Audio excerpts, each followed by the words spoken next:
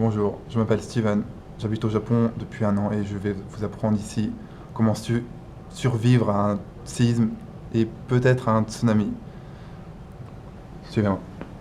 En cas de séisme, la première chose à faire, c'est de rester calme et de ne pas courir et de ne pas s'affoler dehors comme à peu près peut-être certaines personnes voilà, qui aimeraient s'enfuir le plus loin possible. Non. Ce qu'il faut faire, c'est se protéger le corps et surtout la tête, en s'abritant par exemple sous une table ou avec tout objet qui peut se servir à nous protéger. Après, il faut, si possible, couper l'électricité et le gaz, ce qui est important. Et à partir de là, prendre de la nourriture, de l'eau, des vivres, des vêtements. Si on est en hiver, il fait assez froid. Et surtout les papiers d'identité. À partir de là, on commence tranquillement à sortir dehors, en n'utilisant pas l'ascenseur, bien sûr. Même si vous êtes au 10e étage, il faut prendre l'escalier, ce qui est très important. Ensuite, si les autorités émettent une alerte tsunami, ne vous inquiétez pas, il faut rester calme et tout se passera bien. Par exemple, voici une carte d'Osaka. Ça représente à peu près les destructions causées par un tsunami d'environ 4 mètres d'eau. Et à partir de là,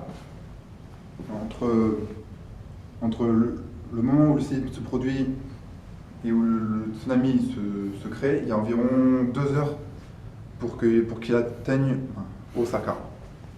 Oui. Ne vous inquiétez pas,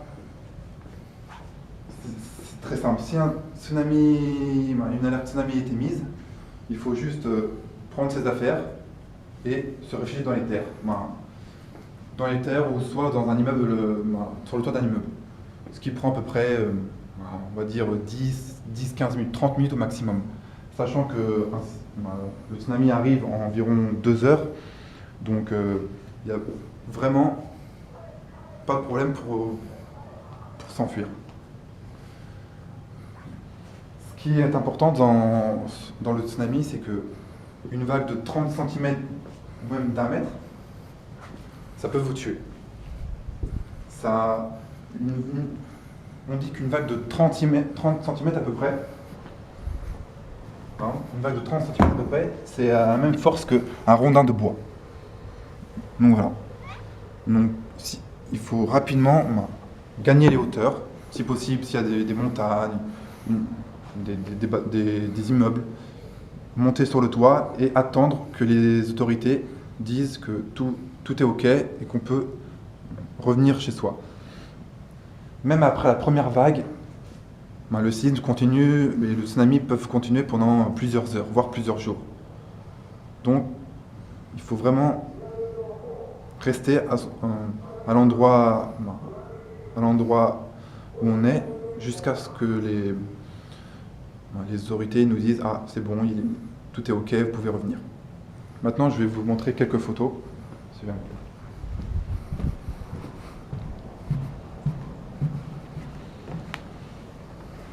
Par exemple, voici le tsunami qui est arrivé à Sumatra en 2004.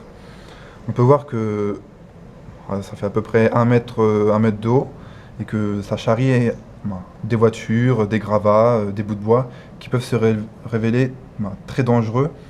Même si on est en hauteur, il faut faire attention. Donc là, on peut voir des scènes assez horribles. Même, ça fait peut-être 1 mètre de haut, il y a de la boue, de la vase, ce qui peut être très dangereux. C'est pour ça qu'il faut vite se réfugier en hauteur et ne pas s'attarder dans l'eau, même plusieurs heures après le séisme ou le tsunami.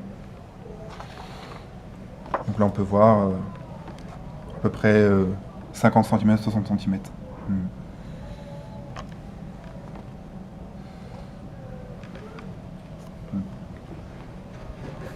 Donc voilà, si vous suivez à peu près ces consignes, normalement il n'y a pas de problème.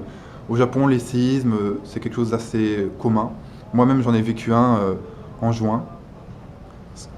Au début, j'ai été assez Moi, j'ai eu peur, il faut le dire, mais bon, on s'y habitue. Voilà. Suivez ces consignes et tout se passera bien. Merci. Merci beaucoup.